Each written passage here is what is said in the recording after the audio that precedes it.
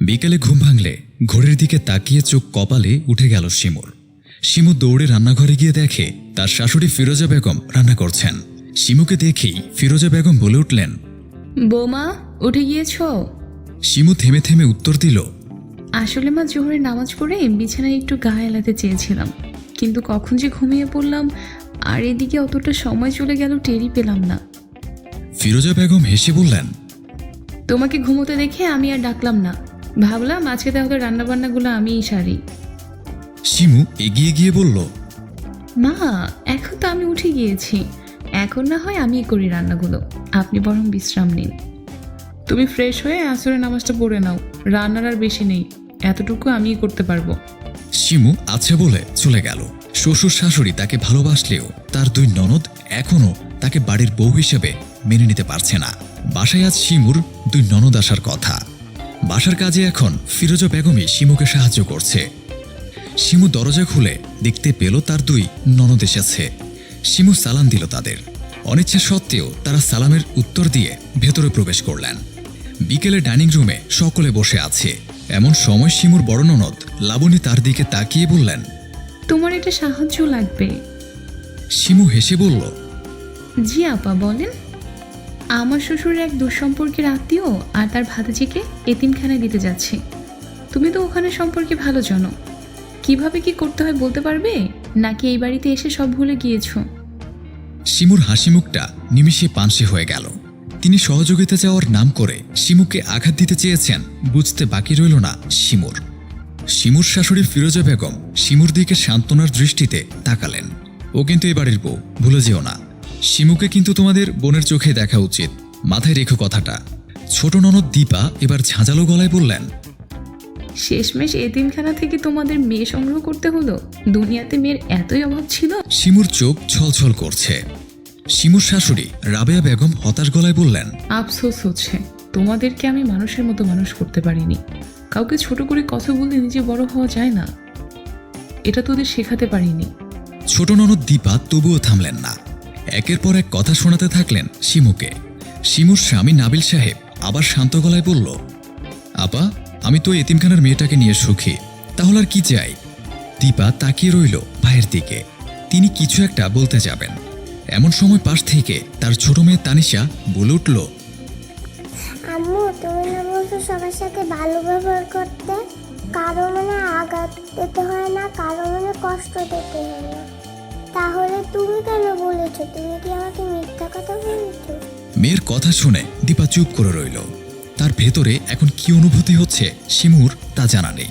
ঘড়ির দিকে তাকিয়ে শিমু দেখল আজানের খুব বেশি বাকি নেই, কয়েক মিনিট মাত্র নামাজ পড়তে হবে তার।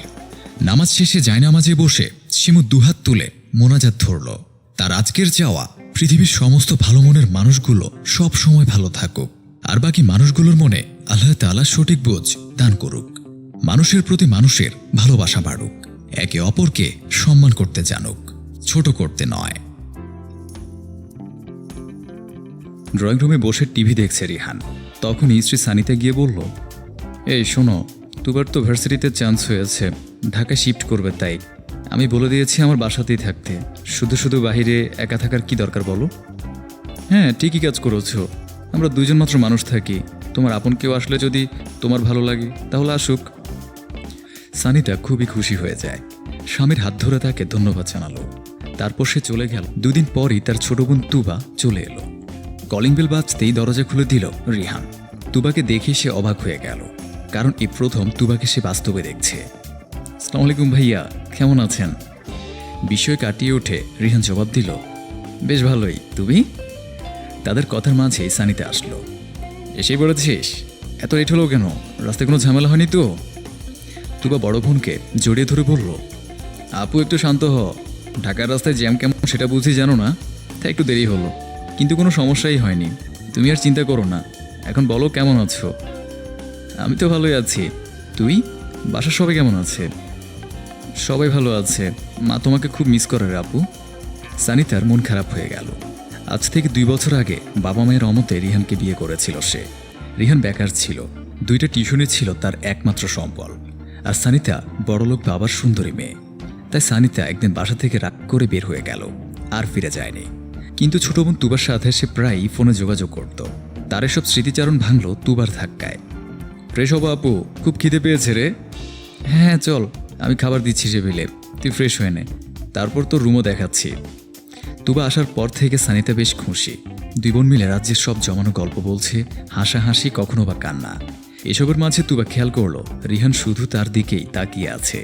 খাবার টেবিলে খেতে বসে রিহান একবার পানি ফেলে পুরো গা ভিজিয়ে ফেললো তুবাকে দেখতে দেখতে। এভাবে বেশ কিছুদিন কাটতে লাগলো। একদিন সানিতা অফিস যেতেই তুবা রিহানের রুমে গেল। গিয়ে খাটে বসে বলল, আপনি কি ভেবেছেন আমি কিছু দেখি না? রিহান একটু বিচলিত হয়ে বলল, মানে কি বলতে চাচ্ছ?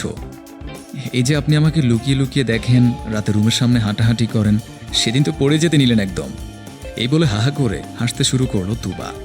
আর তখনই রিহান বলে ফেলল, আগে যদি জানতাম সানিতার ছোট বোন তার থেকেও বেশি সুন্দর, কসম করে বলছি ওকে ভুলও বিয়ে করতাম না। তাই নাকি? অবশ্য এখনই তো মানা করছে কে? মানে? শুধু মানে করে, শালি আধি ঘরোয়ালি, এটা বুঝে জানেন না? তাছাড়া পুরুষ তো 4 বিয়ে করতেই পারে। আমিও ভাবছি আমার বোনটা কি লাকি আপনাকে পেয়েছে। আই উইশ আমিও এত লাকি হতাম। এই কথা বলে সে রুম থেকে হেঁটে বের হয়ে গেল। রিহান মনে মনে ভাবতে লাগলো, তুবা কি তাকে কোনো ইশারা দিয়ে গেল?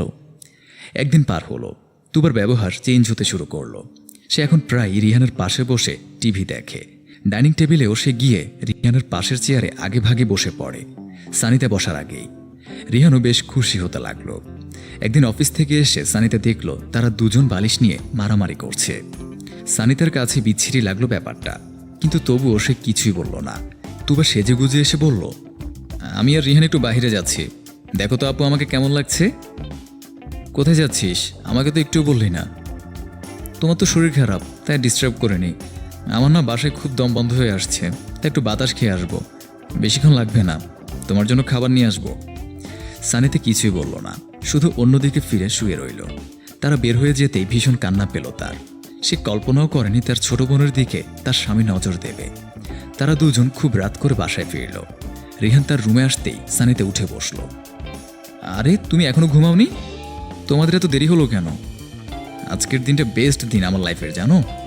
সানিতার নিজেকে কন্ট্রোল করতে পারল না, সে বলে ফেলল, তুমি ভেবেছ আমি কিছুই বুঝি না? আমার বাবা মা ঠিকই বলেছিলেন তোমার ব্যাপারে, তুমি যে এত নিকৃষ্ট তা আমি কল্পনাও করিনি। রিহানও পাল্টা জবাব দিতে শুরু করলো। তাদের কথার আওয়াজে পাশের রুম থেকে ছুটে এলো তুবা। তাকে দেখে সানিতা বলল, তুই কালই আমার বাসা থেকে চলে যাবে। কি বলছে এসব আপু? আপু, লজ্জা লাগেনি তোর আমার সাথে এসব করতে? কি ক্ষতি করেছিলাম আমি তোর? তুবা চুপ করে মাথা নিচু করে রইল। পরদিন সকালে সানিতা তার ব্যাগ সহ চলে যেতে নিচ্ছিল, আর রিহান তাকে আটকালো। কোথায় যাচ্ছ? যেখানে যায় না কেন সেটা তোমার মাথায় ব্যথা না। যেখানে ভরসা নেই, ভালোবাসা নেই, সব শুধু প্রতারণা, এরকম নিকৃষ্ট কারোর সাথে এক মুহূর্ত আর এক ছাদের নিচে থাকা সম্ভব না। তারপরে সানিতা চলে গেল বাসা থেকে। কিছুক্ষণ পর তুবাও রেডি হলো চলে যাওয়ার জন্য। রিহান অনেক চেষ্টা করলো তাকে আটকানোর। তুমি যেও না প্লিজ, আমি কিভাবে বাঁচবো? আমরা বিয়ে করে নেই, চলো। না, আমি রাত অনেক ভেবেছি, আমি আসলে ভুল করে ফেলেছি, আর ভুল করতে চাই না। আপনি আমার বোনের সাথে অনেক অন্যায় করেছেন। এসব বলে তুবাও চলে গেল। 2 দিন পর রিহানের কাছে কল আসলো এক অফিস কলিগের। সে যে কোম্পানিতে চাকরি করে সেখান থেকে তার বিরুদ্ধে মামলা করা হয়েছে টাকা চুরির, কারণ সে যে হিসেব দেখিয়েছে তা ভুল। তার চাকরি তো গেছেই, সাথে জেলও খাটতে হবে। তার মাথায় যেন আকাশ ভেঙে পড়ল। রিহান বুঝতে পারল তার পাপের শাস্তি সে পেতে চলেছে। সে সানিতার কাছে কিভাবে ক্ষমা চাইবে ভেবে পেল না, তাই সে টেক্সট লিখে পাঠালো, আমাকে পারলে ক্ষমা করে দিও। তুমি লাইফ থেকে যেতে না যেতেই শাস্তি শুরু হয়ে গেছে। অফিস থেকে মামলা হয়েছে, জেলে যেতেই হবে, হয়তো সেখানে বাকি জীবন কাটাবো। তোমার পক্ষের শাস্তি আল্লাহ আমাকে দিয়ে দিচ্ছেন। একজন ভালো লাইফ পার্টনার হতে পারেনি, তবে দোয়া রইল তুমি সুখী হও। সে টেক্সট দেখার পর সানিতার চোখ ভিজে এলো। সে স্বস্তিও পেল অপরাধীর শাস্তি হতে দেখে। পরকীয়া একটি ক্ষমার অযোগ্য অপরাধ। স্বামী স্ত্রীর সম্পর্ক একটি পবিত্র বন্ধন। কেউ যদি সে সম্পর্কে বিশ্বাস ভঙ্গ করে তবে তাকে প্রকৃতি কখনো ছাড় দেয় না।